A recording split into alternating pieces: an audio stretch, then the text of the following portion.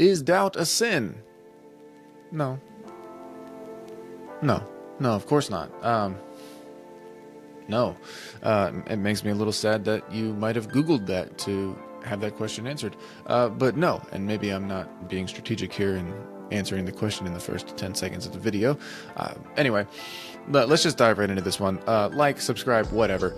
Okay, so doubt. Doubt is one of those things that nobody wants to talk about, but is happening a lot. You know, it's one of those, and I get why people don't want to talk about it. I get the fear behind doubt and people doubting their faith and having questions about their faith and doubting their own faith. Like I get the fear behind that, but also it's happening. Every single person you know with a faith has had doubt. Every single one. Some won't say that out loud. Some don't believe it about themselves.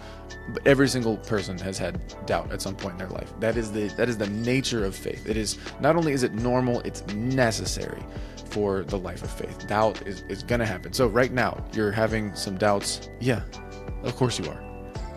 Of course you are.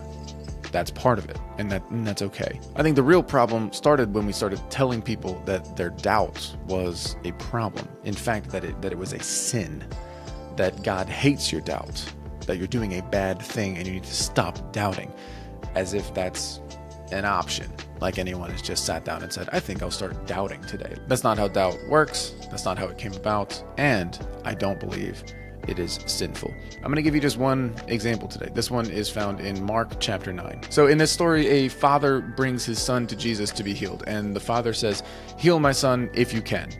And Jesus says, what do you mean? If I can.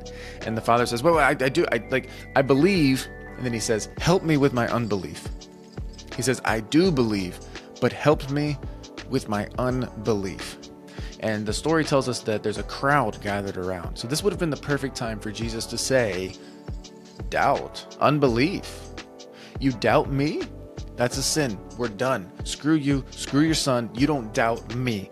You don't have unbelief. That's not how this works. That's not how the story goes. In the story, the father says, help my unbelief, and Jesus heals the son. In front of all those people, he heals the son. Jesus is okay with his doubt.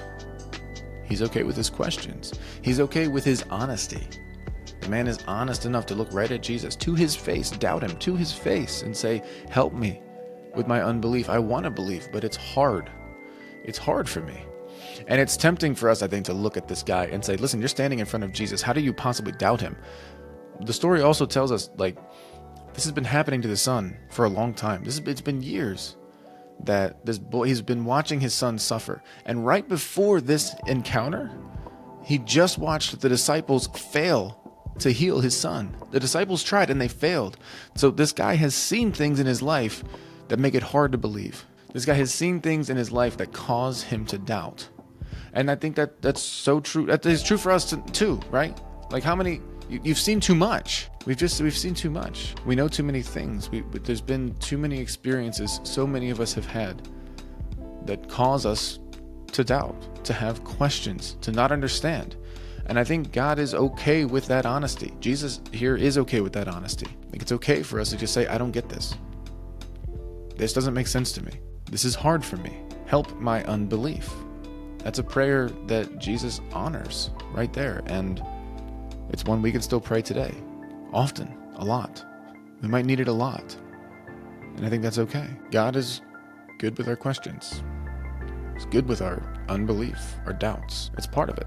It's part of faith. Part of faith is having questions. Sometimes having doubt. It comes and goes. Sometimes there's a lot. Sometimes there's a little. And so if you're having doubts right now, first of all, yeah, of course you are. There's a lot. There's a lot right now. And that's okay. And I don't believe God is angry about that. I don't believe that's sin. I think that's natural. That's just part of the faith journey. Ugh, I hate when people say things like that. But I want to encourage you, don't let anyone tell you that your faith is weak, that it should be stronger, that you shouldn't be having doubts. None of that. This is normal. It's been going on for a long time. Every person of faith you know has had doubt at some point. Probably a lot more are right now than are willing to admit it. It's okay. That's okay. We can still pray, help me with my unbelief.